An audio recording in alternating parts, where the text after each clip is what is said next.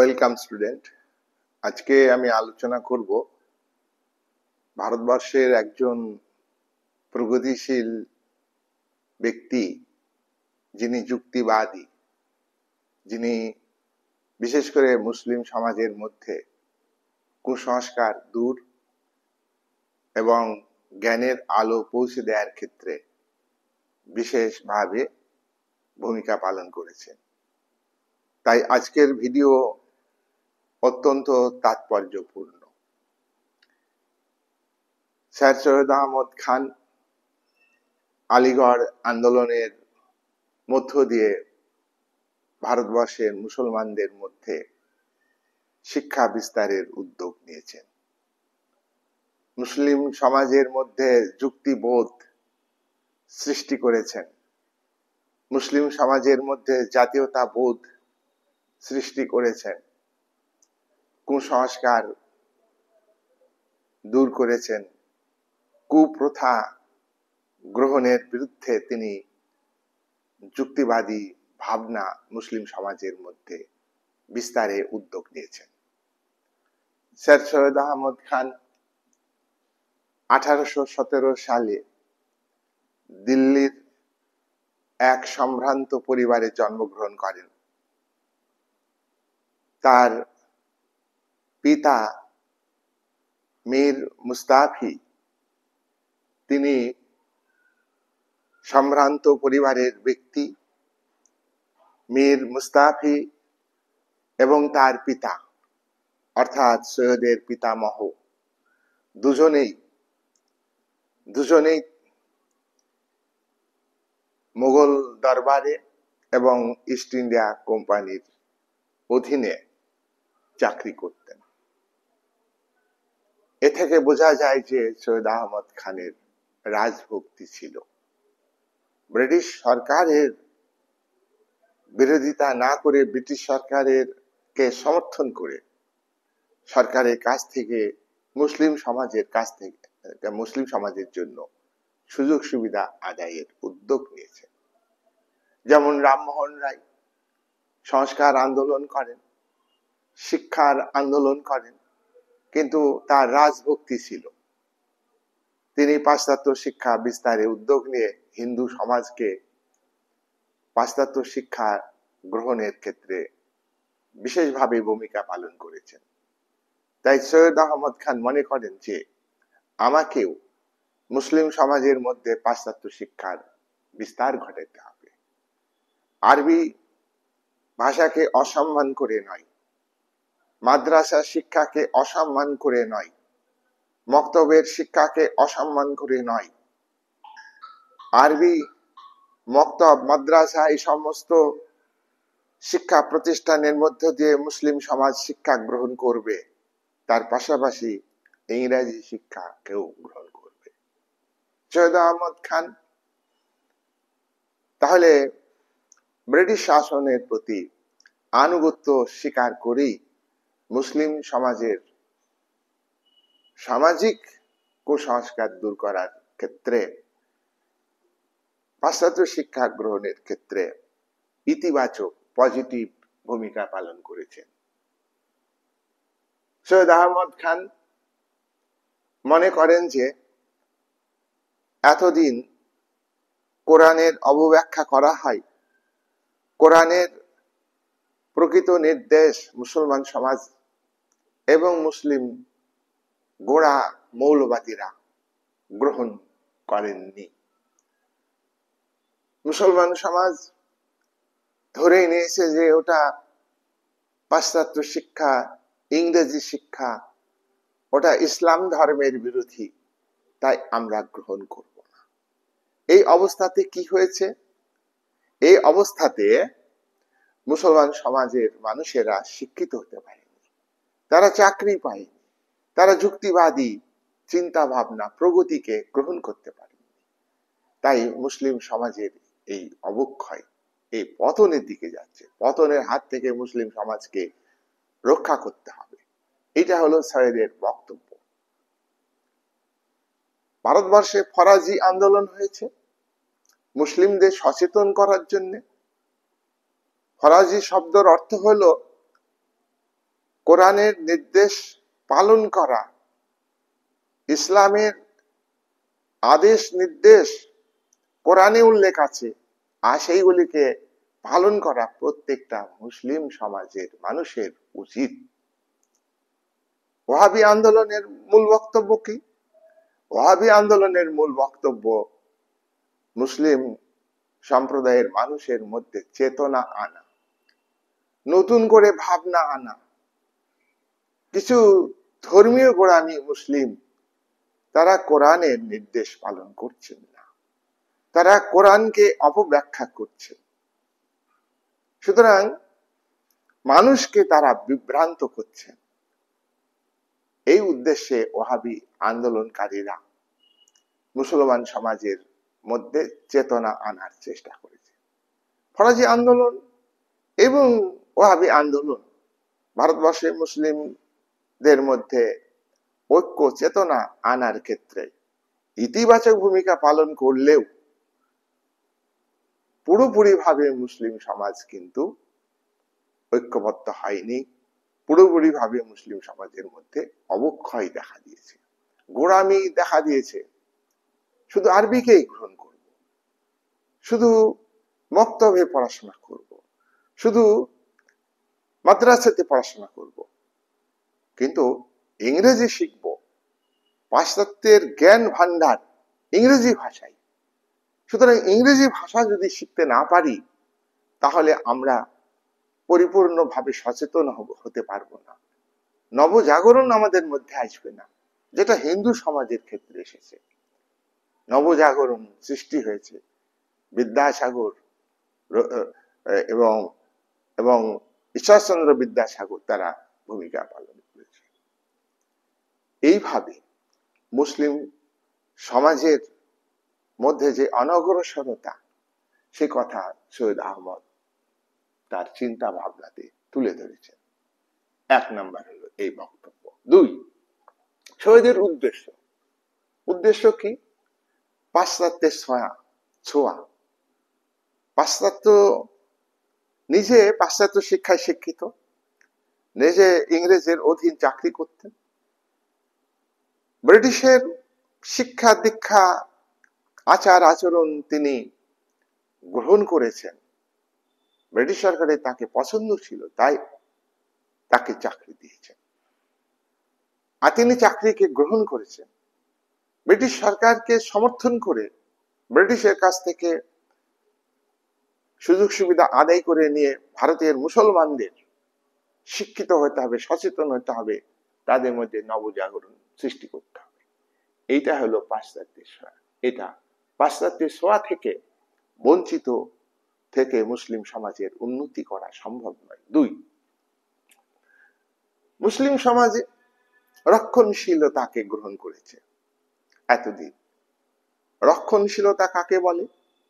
যেটা প্রচলিত আছে, প্রচলিত মুসলিম রীতিনীতি, যেগুলি কুসংস্কার, বাল্য বিবাহ, বহু বিবাহ, তালাক প্রথা, এসব হলো কুসংস্কার। এগুলি কোরআনে নেই। সৈয়দ আহমদ এই কথা বললেন, কোরআনে এগুলো নেই। তালাক প্রথার কথা কোরআনে নেই যে কুসংস্কার মেনে চলতে হবে, প্রগতিকে মেনে চলতে হবে।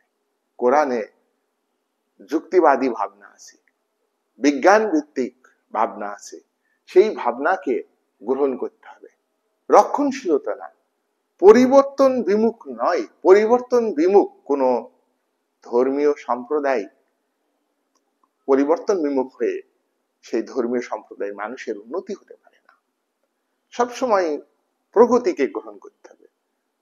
উৎপাদন বাড়ছে, উৎপাদনের উপর গড়ে ওঠা শিক্ষা, সংস্কৃতি, যুক্তিবোধ, চিন্তা ভাবনা, ধর্মীয় রীতিনীতি সবকিছু পরিবর্তিত হচ্ছে। সেই পরিবর্তনগুলিকে গ্রহণ করাই হচ্ছে প্রগতিশীলতা। তাই সৈয়দের উদ্দেশ্য হচ্ছে প্রগতিশীলতাকে গ্রহণ করতে হবে মুসলিম সমাজকে। তিন, ইংরেজদের সঙ্গে সম্পর্ক রেখে চলতে হবে। রামমোহন, বিদ্যাসাগর, আরো অনেক চিন্তাবিদ, ধর্ম সংস্কারক, তারা কি ব্রিটিশ সাম্রাজ্যের বিরুদ্ধে বিরোধিতা করেছে? তারা কি ব্রিটিশ শাসনের অবসান চেয়েছে? এই মুহূর্তে আমাদের ব্রিটিশ শাসনের অবসান চাওয়ার দরকার নেই। তার কারণ মুসলমান সমাজের উন্নতি করতে গেলে উপনিবেশিক শক্তি হিসাবে ব্রিটিশ সরকার, কোম্পানি সরকার, সরাসরি ব্রিটিশ সরকার ভারতে রাজত্ব করছে। সুতরাং সেই সরকারের সঙ্গে মুসলমানদের বিরোধে গেলে হবে না, মুসলমানদের সঙ্গে ইংরেজদের সম্পর্ক তৈরি করতে হবে। 4, মুসলিম সমাজের যুব শক্তিকে শিক্ষিত করতে হবে, ইংরেজি শিক্ষায় শিক্ষিত করতে হবে, যুক্তিবাদী করতে হবে, তাদের মধ্যে নতুন করে চেতনা আনতে হবে। এতদিন শিশু অবস্থায় থেকে তাদের মধ্যে কুসংস্কার চাপিয়ে দেওয়া হয়েছে। যে কথা কোরআনে নেই সেই কথা গোড়া মুসলিম সম্প্রদায়ের ধর্মযাজকরা মুসলমানদের মধ্যে চালিয়ে যাচ্ছে। এটা উচিত নয়। তাই মুসলিম যুবশক্তি আগামী দিনের ভবিষ্যৎ, আগামী দিনের একটা সম্প্রদায়ের মেরুদণ্ড। সুতরাং এই যুবশক্তিকে উন্নত করতে হবে। তাই তিনি তাদেরকে সচেতন করে তাদের মেরুদণ্ডকে শক্ত করবার ব্যবস্থা করেছেন। 3, শিক্ষা বিস্তারে শহীদের ভূমিকা। শিক্ষা বিস্তারে শহীদের ভূমিকা 1 নম্বর, শিক্ষা বিস্তারের জন্য তিনি উর্দু ভাষায় পত্রিকা প্রকাশ করেন। এই পত্রিকা হচ্ছে তাহজিব উল আখলাক। তাহজিব উল আখলাক এই উর্দু ভাষায় পত্রিকাতে শিক্ষা বিস্তারের কথা মুসলমান সমাজের মধ্যে তুলে ধরলেন।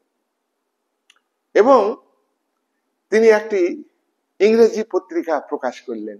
এই ইংরেজি পত্রিকা হলো পায়োনিয়ার ইংরেজি পত্রিকার মধ্য দিয়ে ভারতের মুসলমান সমাজের মধ্যে যাতে পাশ্চাত্য শিক্ষার বিস্তার ঘটে তার উদ্যোগ গ্রহণ করেন। এবং এই ইংরেজি পত্রিকা ইংরেজ শাসক শ্রেণী সহজে বুঝতে পারবে। যেমন রামমোহন রায় ইংরেজি ভালো জানতেন এবং ইংরেজি ভাষায় দরখাস্ত লিখেছিলেন সতীদাহ প্রথা রদ করবার জন্য, সেটা সফল হয়েছে। তাই মুসলমান সমাজের মধ্যে শিক্ষা বিস্তারের জন্য তিনি ইংরেজি পত্রিকা পায়োনিয়ার, এই পত্রিকাতে ভারতের মুসলমানদের মধ্যে ইংরেজি শিক্ষা বিস্তারের কথা ব্রিটিশ সরকারের কাছে তুলে ধরেন। 2, পাশ্চাত্য শিক্ষাকে বেশি গুরুত্ব দিতে হবে। আরবি ভাষা মক্তবে শিখবে, আরবি ভাষা মাদ্রাসায় শিখবে মুসলমান ছাত্রছাত্রীরা। কিন্তু তাই বলে এই নয় যে তারা ইংরেজি স্কুলে পড়বে না, তারা ইংরেজি কলেজে পড়বে না, তারা ইংরেজি ভাষা শিক্ষাকে গ্রহণ করবে না।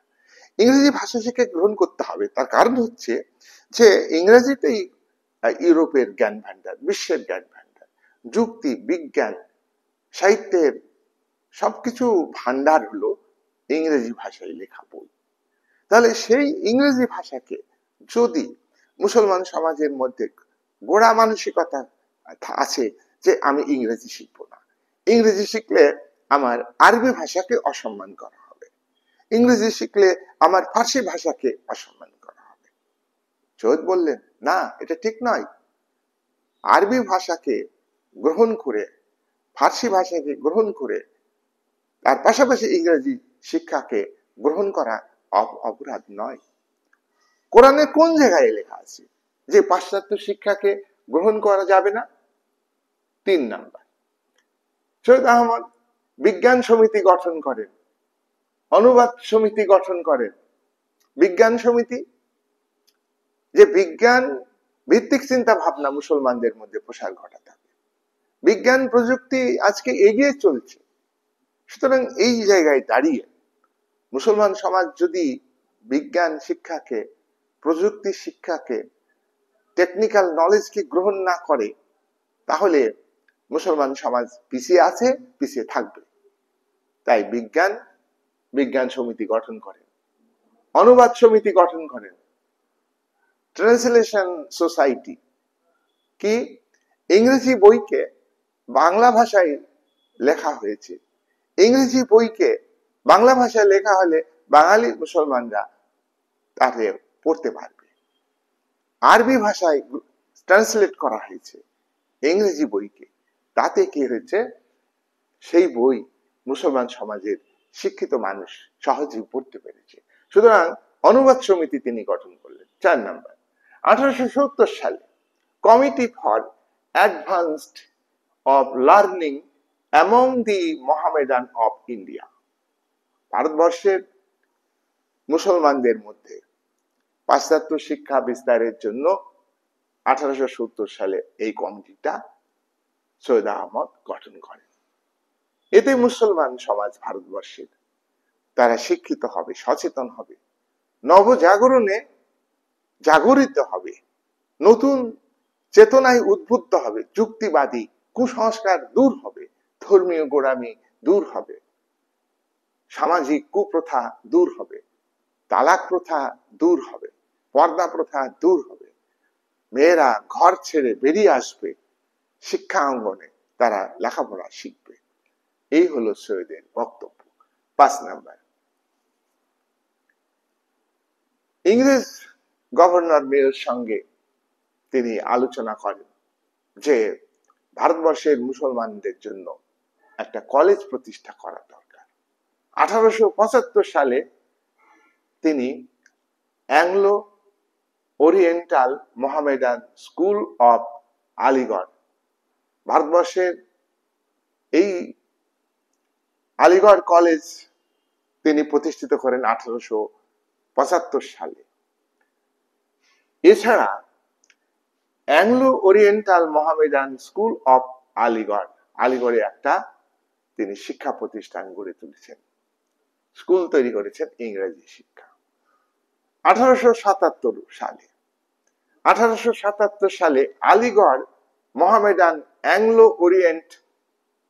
ওরিয়েন্টাল কলেজ লর্ড নর্থ বুকের সাহায্য নিয়ে গঠন করেছেন সৈয়দ আহমদ খান। 6 নম্বর, 1886 সালে সৈয়দ আহমদ একটা শিক্ষা সম্মেলন ডাকেন। 1886 সালে মোহামেডান এডুকেশন কনফারেন্স তিনি ডেকেছেন মুসলমানদের মধ্যে শিক্ষা বিস্তারের জন্য। এই সম্মেলনে মৌলভী নাজির আহমেদ উপস্থিত ছিলেন। এই সম্মেলনে কবি হালি উপস্থিত ছিলেন। এই সম্মেলনে শিক্ষাবিদ ইউসুফ আলী উপস্থিত ছিলেন। এই সম্মেলনে পণ্ডিত খোদা বক্স উপস্থিত ছিলেন। এই সমস্ত জ্ঞানী পণ্ডিত কবি সাহিত্যিক তাদেরকে তিনি মুসলিম সমাজের মধ্যে শিক্ষা বিস্তারের জন্য মিটিং এ ডাকেন, কনফারেন্সে ডাকেন, তাদের পরামর্শ নেন এবং যে আলিগড় কলেজ 1875 সালে গঠন করেছেন, এই কলেজটা 1927 সালে আলিগড় কলেজে পরিণত হয়। তাহলে আলিগড় কলেজ প্রতিষ্ঠিত হলো, আলিগড় কলেজ প্রতিষ্ঠিত হলো, Aligarh Mohammedan Anglo oriental college, এইটা আলিগড় কলেজে প্রতিষ্ঠিত হলো। সমাজ সংস্কার, সৈয়দের সমাজ সংস্কারে বিশেষ অবদান আছে। এই সমাজ সংস্কার বিশেষ করে মুসলিম সম্প্রদায়ের মধ্যে সমাজ সংস্কার। সমাজ সংস্কার ক্ষেত্রে কি বললেন, যে কোরআনে তো তালাক প্রথা নেই, তালাক প্রথা নেই, কোরআনে তো মুসলিম হলেই বহু বিবাহ করতে হবে এটা নেই, তাই বহু বিবাহের বিরোধিতা করতে হবে। একথা মনে রাখতে হবে যে সৈয়দ আহমদ সুফিবাদী মুসলিম ছিলেন, সুফিবাদী মুসলিম ছিলেন, তার মধ্যে ত্যাগের মানসিকতা ছিল, তার চিন্তা ভাবনার মধ্যে উদারতা ছিল। তাই তালাক প্রথা এটা নিয়ম সিদ্ধ নয়, এটা কুসংস্কার। পুরুষদের বহু বিবাহ করা এটা কুসংস্কার। বাল্য বিবাহ দেওয়া, খুবই ছোটতে মেয়েদের বিবাহ দেওয়া, এটা কুসংস্কার।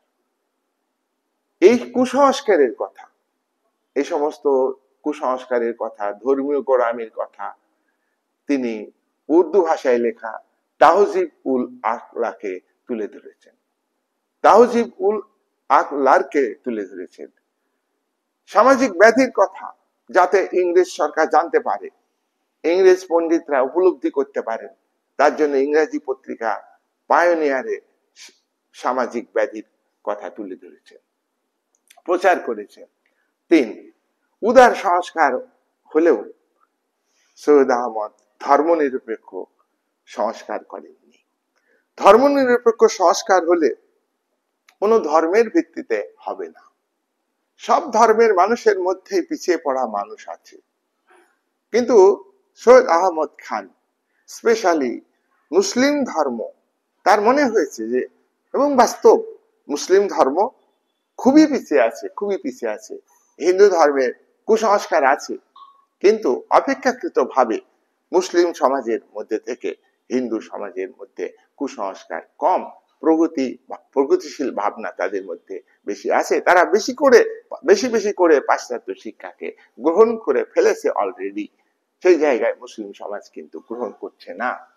তাই তাই তাই তাই তার স্পেশালি তিনি মুসলিম ধর্মের মানুষের মধ্যে সংস্কারের কথা বলেছেন। তাই তাই নিরপেক্ষ বিচারে তাকে ধর্মনিরপেক্ষ, তার সংস্কার ধর্মনিরপেক্ষ নয়।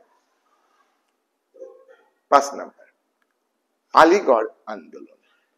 আলিগড় আন্দোলনে কি কি বিষয় আছে আমরা দেখব। আলিগড় আন্দোলন একটা গুরুত্বপূর্ণ আন্দোলন মুসলিম সমাজের পক্ষে। 1 নম্বর, আলিগড় আন্দোলনের বিষয় বা বৈশিষ্ট্য। দেখো, ব্রিটিশ সাহায্যে মুসলমানদের উন্নতি করতে হবে, সংস্কার করতে হবে। সংস্কার মানে উন্নত দিকে পরিবর্তন, কুসংস্কার মানে যেটা আগে থেকে আছে সেটাই ভালো, খারাপ হলেও ভালো, ভালো হলেও ভালো। তাহলে সেই খারাপটাকে বাদ দিয়ে আরো নতুন কিছুকে গ্রহণ করা, এটা হলো সংস্কার। তো এই সংস্কার করতে গেলে, মুসলিম সমাজের উন্নতি করতে গেলে ব্রিটিশ সরকারের সমর্থন দরকার। 2, শিক্ষিত জমিদার, শিক্ষিত জমিদারদের সমর্থন দরকার। শিক্ষিত জমিদার, শিক্ষিত মুসলিম সম্প্রদায়ের মানুষ, অভিজাত মুসলিম মানুষ, তাদের সমর্থন দরকার। তার কারণ এই কাজটা করা খুব কঠিন। মুসলিম ধর্মের প্রায় মানুষ অশিক্ষার অন্ধকারে নিমজ্জিত, জীর্ণ শীর্ণ অবস্থায় আছে। এই সামাজিক কুসংস্কার, এই ধর্মীয় গোড়ামির কারণে তাদের আর্থিক অবস্থাও খারাপ, তাদের মধ্যে রাজনৈতিক চেতনারও অভাব, তাদের মধ্যে যুক্তিবোধ জেগে ওঠেনি। তাহলে এই একটা বড় কাজ, সেই কাজটা করতে গেলে যেমন ব্রিটিশ সরকারের সমর্থন দরকার আছে, সৈয়দের বক্তব্য তেমনি মুসলমান সমাজে যারা জমিদার রয়েছেন, মুসলমান সমাজে যারা শিক্ষিত, অভিজাত, সম্পদশালী রয়েছেন, তাদেরকে এগিয়ে আসতে হবে। 3 নাম্বার, দেখো, এই যে সৈয়দের আলিগড় আন্দোলন, মুসলিম সমাজের মধ্যে শিক্ষা বিস্তার করতে হবে, এটা খুব ভালো, খুব ভালো। কিন্তু ব্রিটিশ সরকার কিন্তু অন্যভাবে নিয়েছে। কিভাবে নিয়েছে? সৈয়দের এই ধর্মীয় আবেগ এবং মুসলিম সমাজের মধ্যে যে ধর্মীয় আবেগ, সেটাকে ব্রিটিশ সরকার উস্কানি দিয়েছে যে মুসলমান সমাজ সত্যি পিছিয়ে আছে, হিন্দু সমাজ যেভাবে এগিয়ে যাচ্ছে, এই একই সমাজের মধ্যে থেকে হিন্দু এগিয়ে যাবে, এগিয়ে আছে, এগিয়ে যাবে, আর তোমাদের মুসলিম সমাজ পিছিয়ে আছে, পিছিয়ে থাকবে। তাই আমাদের সঙ্গে ভালো সম্পর্ক রাখতে হবে। ব্রিটিশ সরকার মনে করে আমাদেরকে, মুসলিম সমাজকে সমর্থন করতে হবে। তাই ধর্মীয়, ব্রিটিশ সরকার সবসময় ভারতবর্ষে ডিভাইড অ্যান্ড রুল, হিন্দু মুসলমানের মধ্যে বিভেদ তৈরি করা, সেই হিন্দু মুসলমানের মধ্যে বিভেদ তৈরি করার একটা যে সৈয়দের যে ধর্মের ভিত্তিতে শিক্ষা বিস্তার, কুসংস্কার দূর করা, সামাজিক কুপ্রথা দূর করা, ধর্মীয় গোড়ামি দূর করা, ধর্মের একটা স্পেসিফিক ধর্মের ক্ষেত্রে বলেছে। এটা কিন্তু উস্কানি হিসাবে ব্রিটিশ সরকার সৈয়দকে অনুপ্রাণিত করেছেন। 4, হিন্দু বাঙালি কংগ্রেস বিদ্বেষী ছিলেন সৈয়দ আহমদ। হিন্দু বাঙালি বিদ্বেষী ছিলেন। এবং দেখো, সৈয়দ আহমদ প্রথমে কংগ্রেস বিদ্বেষী ছিলেন না। তিনি, আমি তার দ্বিজাতি তত্ত্ব আলোচনা করব অন্য ভিডিওতে, আমি একটুখানি বলি। সৈয়দ আহমদ প্রথমে বলেছিলেন যে ভারতে একটাই জাতি, ভারতীয় জাতি, ভারতবর্ষের মানুষের পরিচয় প্রথমে হিন্দু নয়, প্রথমে মুসলিম নয়, প্রথমেই ভারতীয়, তারপরে হিন্দু, তারপরে মুসলিম। ভারতীয় জাতি একটা, তার দুটি চোখ, একটা চোখ হলো হিন্দু আর একটা চোখ হলো মুসলমান। তাই তিনি হিন্দু ধর্মের মানুষ আর মুসলমান ধর্মের মানুষ আলাদা, কিন্তু এই ধর্মের ভিত্তিতে আলাদা করতে চাননি। গোটা ভারতবর্ষে একটাই জাতি, ওয়ান নেশন, এটা তিনি তুলে ধরেছিলেন। কিন্তু কংগ্রেসের কিছু নেতা, কিছু হিন্দু নেতা, তারা কিন্তু ইসলাম ধর্মের প্রতি ঘৃণা পোষণ করেন, তার প্রতি ধর্মীয় ভিত্তিতে আচরণ করেন।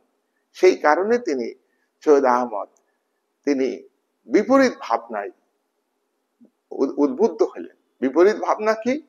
যে ভারতবর্ষে একটা জাতি নয়, ভারতবর্ষের দুটো জাতি, একটা রাষ্ট্র, একটা জাতির ভিত্তিতে একটা রাষ্ট্র যদি ভবিষ্যতে গড়ে ওঠে, তাহলে সেই রাষ্ট্রে কি হবে? হিন্দুরা এগিয়ে আছে, আরো এগিয়ে যাবে, আর মুসলমানরা শিক্ষায় পিছিয়ে আছে, সামাজিক দিক থেকে পিছিয়ে আছে, প্রগতিকে গ্রহণ করেনি, তারা রক্ষণশীল, তারা শাসনভার পাবে না। শাসনভার শিক্ষিত, ইংরেজি শিক্ষায় শিক্ষিত, প্রগতিশীল ব্যক্তি হিন্দুরাই পাবে।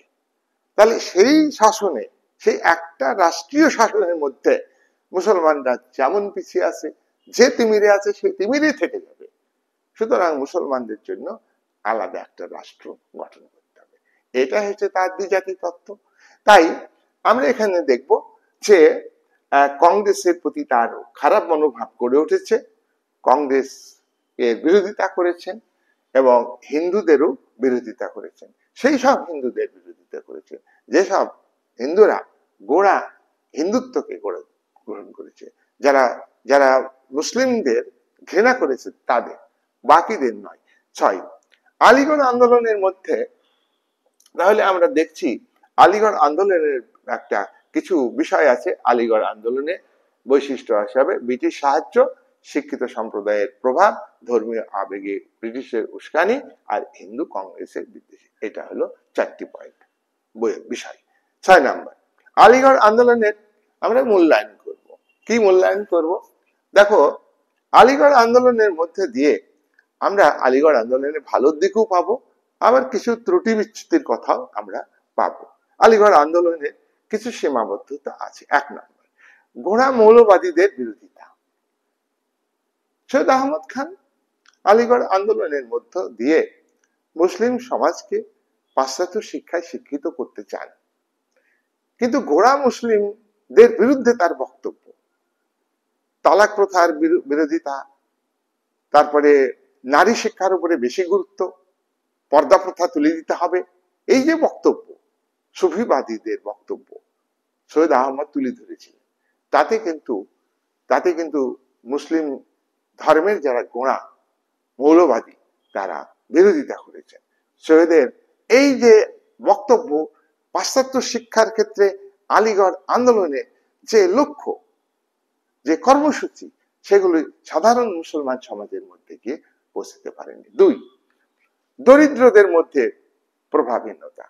মুসলিম সমাজের মধ্যে দারিদ্রতা আছে, সামাজিক কুসংস্কার আছে, ধর্মীয় গোড়ামি আছে, প্রগতিকে গ্রহণ করতে পারছে না, এই মানসিকতা তৈরি করে দিয়েছে। সুতরাং যে তিমিরে আছে তাকে সেই তিমির থেকে উঠে আসতে হলে প্রগতিকে গ্রহণ করতে হবে, সৈয়দের আদর্শকে গ্রহণ করতে হবে। কিন্তু সৈয়দের আদর্শ কিছু শিক্ষিত মুসলমানের মধ্যে সীমাবদ্ধ আছে, সৈয়দের আদর্শ কিছু এলাকার মধ্যে সীমাবদ্ধ আছে, গোটা ভারতবর্ষের দরিদ্র মুসলমানের মধ্যে প্রভাব পড়েনি। তাই সৈয়দের পাশ্চাত্য শিক্ষার বিস্তারের যে উদ্যোগ, তার যুক্তিবাদী ভাবনা চিন্তা, তার রাজনৈতিক ভাবনা, তার সামাজিক ভাবনা, তার অর্থনৈতিক ভাবনা দরিদ্র মুসলমানদের মধ্যে পৌঁছাতে পারেনি। 3 নাম্বার, আঞ্চলিক সীমাবদ্ধতা।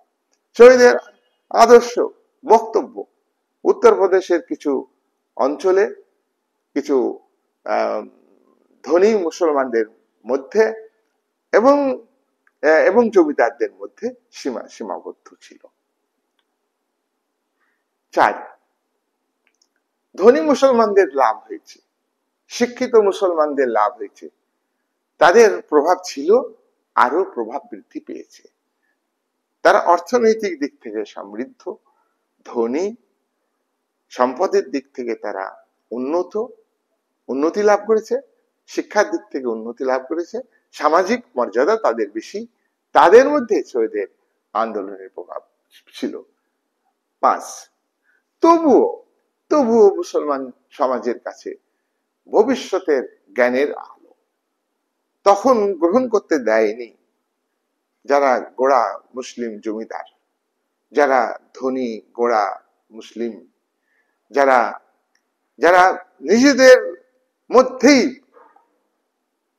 সৈয়দের আদর্শকে রাখতে চাই, সব মুসলমানের শিক্ষা চেতনাতে তাদের ইচ্ছা নেই।